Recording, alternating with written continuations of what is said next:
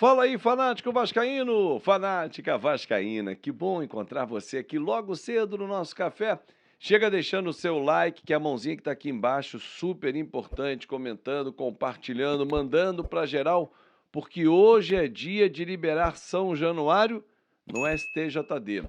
O Azevedo, mas o Vasco não cumpriu a suspensão de 4 jogos? Sim, mas a Procuradoria recorreu ao Pleno e hoje vai rolar um julgamento que pode aumentar aquela pena, ou seja, o jogo com o Fluminense, com o Coritiba, eles podem ser de portões fechados por determinação do STJD. Mas não tem uma punição na Justiça Comum? Tem, porque ela interditou o São Januário, ou seja, depois da pena imposta pelo STJD, veio também uma pena paralela do Tribunal de Justiça do Rio de Janeiro. E essa o Vasco até agora não conseguiu mudar. Então vamos falar sobre isso, falar sobre concessão no Maracanã, falar sobre o jogo com o Palmeiras, claro, tudo isso e muito mais aqui no nosso canal, no Fanático Vascaíno.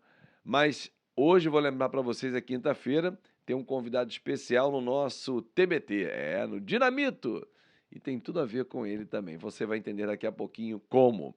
Bom, direto e reto ao nosso tema principal do vídeo. E fica até o final com a gente, dá aquela moral. Se inscreve no nosso canal. Bom, hoje vai rolar um julgamento no Pleno do Superior Tribunal de Justiça Desportiva, o STJD. Lá, a Procuradoria, com a mão pesada e desnecessária, resolveu pedir ampliação da pena imposta em uma comissão disciplinar. O Vasco sofreu a pena de 4 jogos sem torcida em casa e como mandante também, como visitante também, sem ter torcedor. Depois de cumprir 4 jogos, principalmente como mandante, ou seja, São Januário vazio, o Vasco poderia receber público.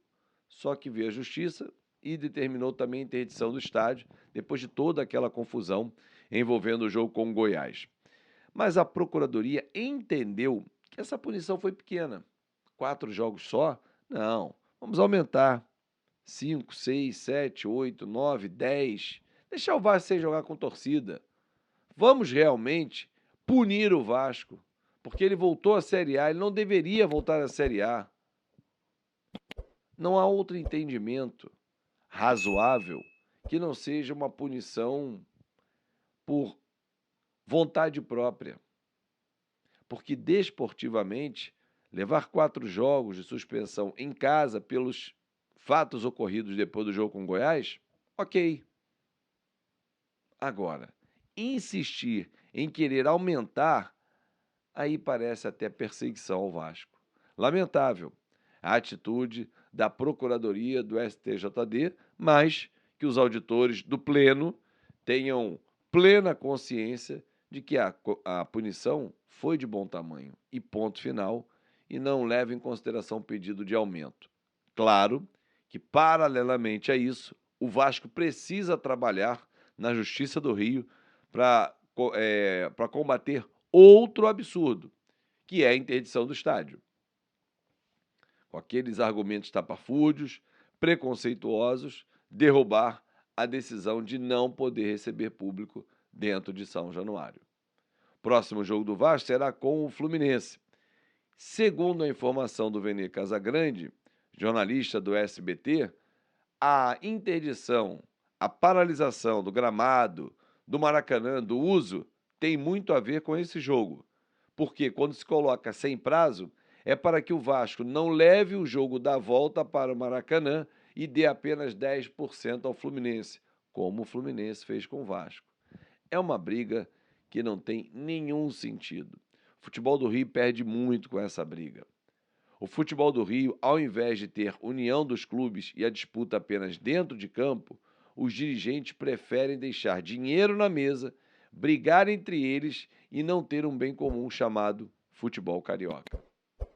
Enquanto você não observa isso em outros estados, principalmente no mais forte do país e financeiramente e economicamente, que é o de São Paulo, aqui no Rio de Janeiro, há anos isso acontece. E o pior, mudam os dirigentes, mas as atitudes são as mesmas.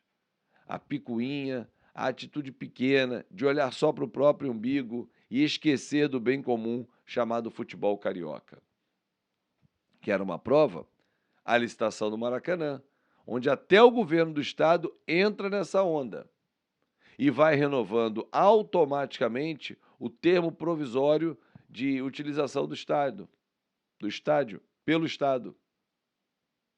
E isso parece que mais uma vez vai acontecer, mesmo com o TCE recomendando já a licitação, pontuando os pontos do edital que estavam em desacordo e agora mandando tocar o barco. Será que o governo vai renovar mais uma vez automaticamente? Faltam 2 meses para terminar a atual liberação, a atual autorização para a dupla Fla-Flu no consórcio Maracanã administrar o estádio. Autorização essa que há anos vem sendo renovada, 6 meses a 6 meses, a cada 6 meses. Vamos ver se o governo do estado realmente está ao lado do estado ou resolveu empunhar bandeiras de times de futebol juntas com as bandeiras dos seus políticos. Bom, preparação para o jogo com o Palmeiras, que goleou ontem. O Pereira, será que vem com time misto, time reserva? Vai poupar jogadores? A viagem é longa, 14 horas de volta para São Paulo? Vamos esperar. Orediano está de volta, Léo está fora, Capasso entra na zaga, Maicon. Qual vai ser a decisão do Emiliano? Não, do Ramon Dias, porque o Ramon já volta também. Cumpriu suspensão e fica à beira do campo no jogo com o Palmeiras. Para fechar, hoje é quinta-feira, dia sempre da gente fazer uma homenagem ao nosso eterno rei, maior ídolo da história do Vasco, Roberto Dinamite. E normalmente às quintas-feiras eu trago aqui um ex-jogador, um jogador ou um torcedor ilustre para falar de um jogo histórico no quadro chamado Dinamito. E hoje eu convidei o filho do Roberto Dinamite, o Rodrigo Dinamite, com quem encontrei em São Januário e fiz essa gravação especial para você. Qual será o jogo marcante que ele viu, aquele jogo que não sai da memória dele? Com vocês, Rodrigo Dinamite, no nosso Dinamito. Acompanhe até o final e mais tarde tem live, hein? 12h45 vai rolar live aqui no nosso canal. Até mais tarde.